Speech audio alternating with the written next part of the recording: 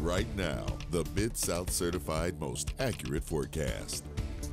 Well, Tropical Storm Helene is now up to 60 miles per hour. Just last night, it was around 35 miles per hour, so it's not rapid intensification yet. You'll hear us say that more tomorrow and into Thursday. Rapid intensification is a specific requirement of 35 mile per hour increase in 24 hours time. So it's going to take a little time for it to get up to that intensity, but it will very likely reach that rapid intensification qualification. Look at this. We go from 90 miles per hour Thursday at 2 a.m.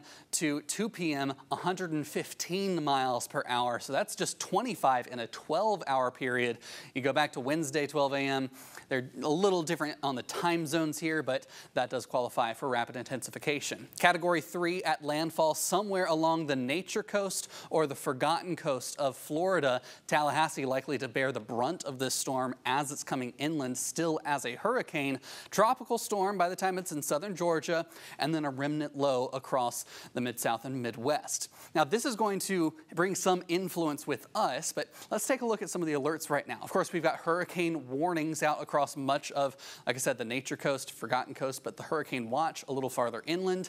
Then when you look at the storm surge, this is almost an idealized scenario for storm surge. We've got this Big Bend zone of Florida, and you're pushing all of this water into a more and more confined area.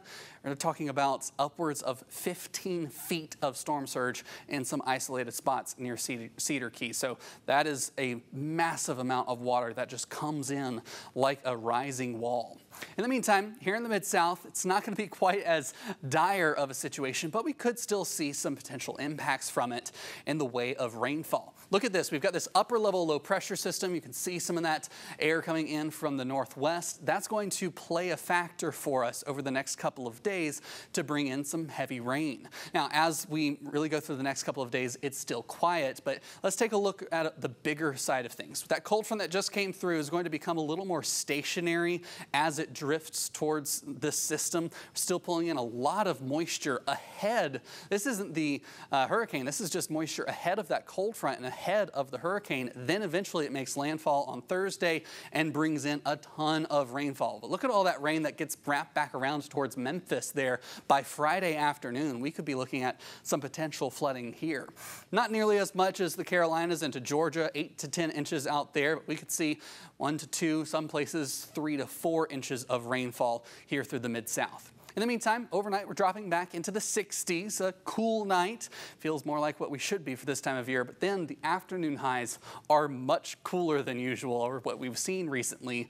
70s are going to abound. And it's not just tomorrow. That upper low that's bringing in the rain for us, that's going to bring temperatures down in the 70s through the rest of the 7-day forecast. So we're going to remain in this nice, cool, fall-like pattern. A chance of showers does linger into the weekend, but by next week, Richard, we really should begin to dry things out. Okay, not a bad 7-day forecast, I would say. Yeah, I think once we get through the washout of Friday, we'll be set to go. Okay, very good. Thank you, sir.